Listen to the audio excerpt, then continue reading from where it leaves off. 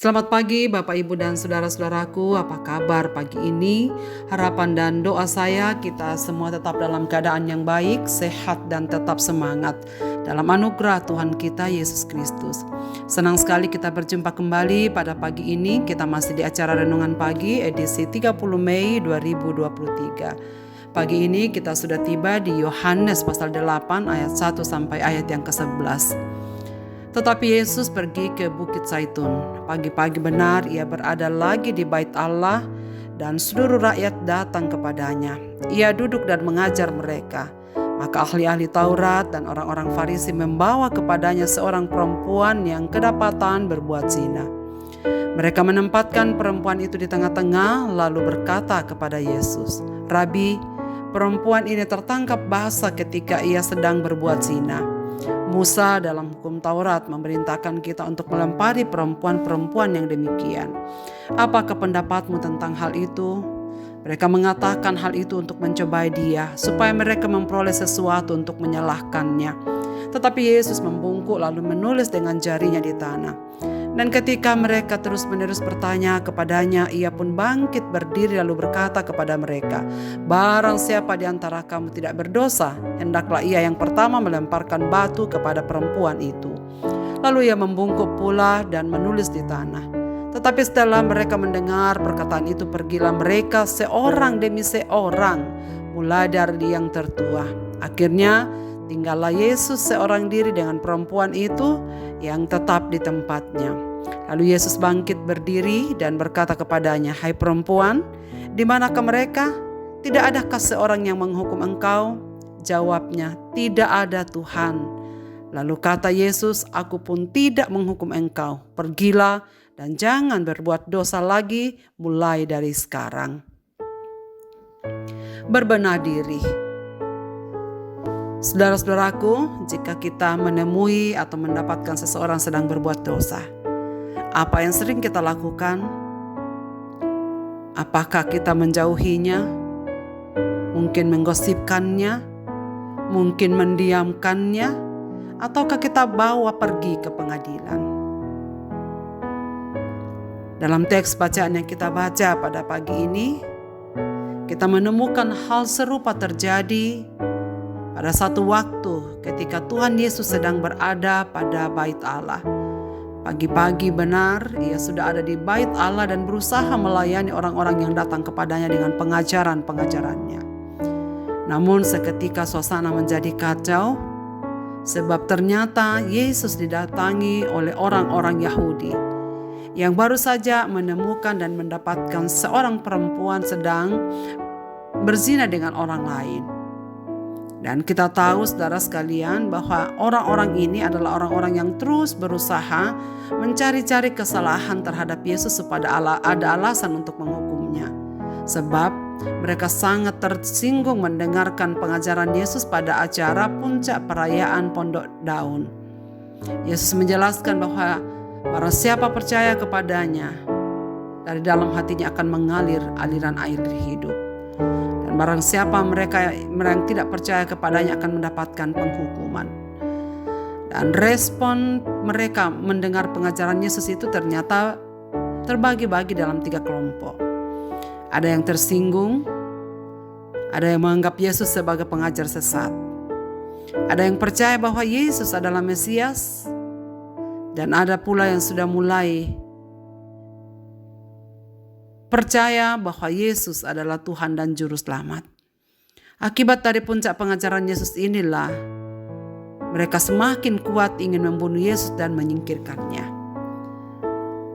Pendengar renungan pagi yang dikasihi Tuhan, ketika orang Yahudi ini membawa seorang perempuan yang tertangkap basah sedang berzina dan datang kepada Yesus untuk meminta penghakiman dari Yesus Kristus.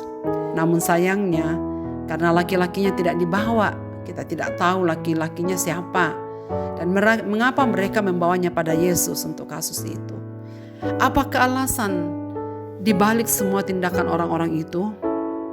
Bukan agar perempuan ini mendapatkan penghukuman, tetapi maksud utamanya adalah supaya ada alasan yang jelas untuk menyingkirkan Yesus. Jelas sekali bahwa tujuan pemimpin-pemimpin agama bukanlah untuk menghukum pasangan yang berzina ini, melainkan jelas untuk menjebak Tuhan Yesus. Sebab jika Yesus menolak untuk melempari perempuan ini dengan batu, maka pemimpin agama dapat menuduh Yesus menentang hukum Musa. Dengan demikian mereka dapat membawa Yesus ke pengadilan agama Yahudi. Sebaliknya, jika Yesus setuju agar perempuan ini dilempari dengan batu hingga mati, maka mereka akan membawanya ke hadapan pemerintah Romawi. Bangsa Yahudi sebagai jajahan Romawi tidak berhak menghukum mati manusia. Hak ini hanya ada pada pemerintah Romawi. Dan bagaimanakah sikap Yesus? Apakah harus menjawab mereka? Atau tindakan apa yang dilakukan kepada perempuan ini dan ikut melemparinya? Bagaimana Yesus harus menjawab? Mereka tanda tanya yang mengatakan perempuan ini boleh dilempari batu sampai mati, sama seperti ada hukum yang tertulis di dalam hukum Yahudi. Saudara-saudaraku, perempuan ini boleh dilempari batu menurut Yesus jika sekiranya ada orang-orang yang tidak berdosa yang datang kepadanya kala itu. Tuhan Yesus tidak bermaksud bahwa hakim-hakim yang mengadili di pengadilan harus tanpa dosa.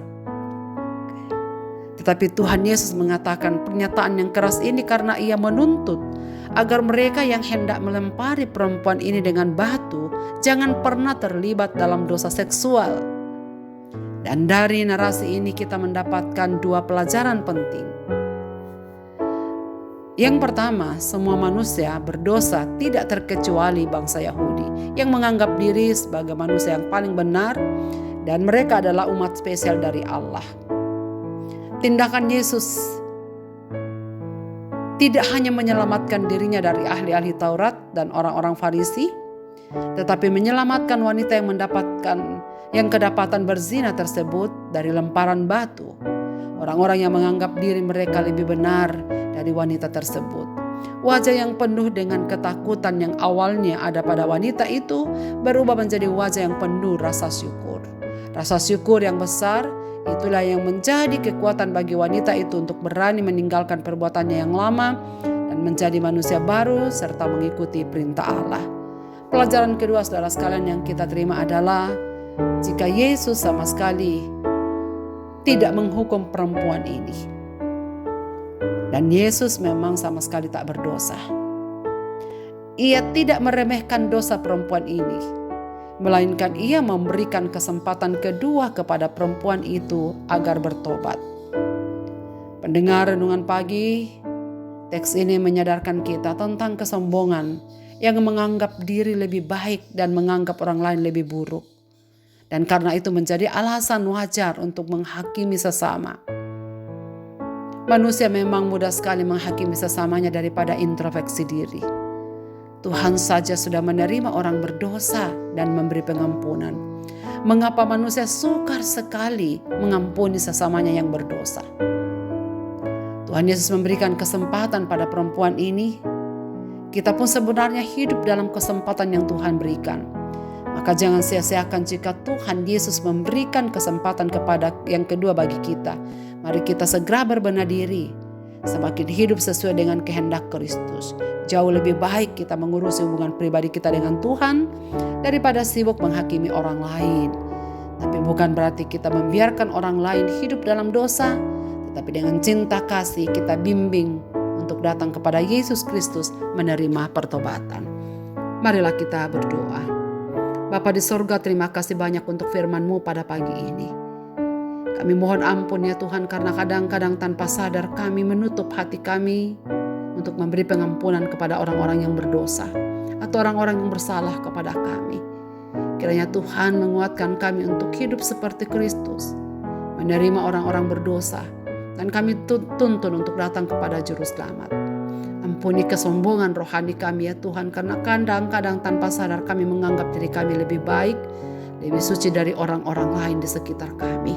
Dan karenanya kami mudah menuding, menuduh, dan menghakimi kesalahan-kesalahan orang lain. Kami semua sedang hidup dalam masa-masa kesempatan yang Tuhan berikan pada kami.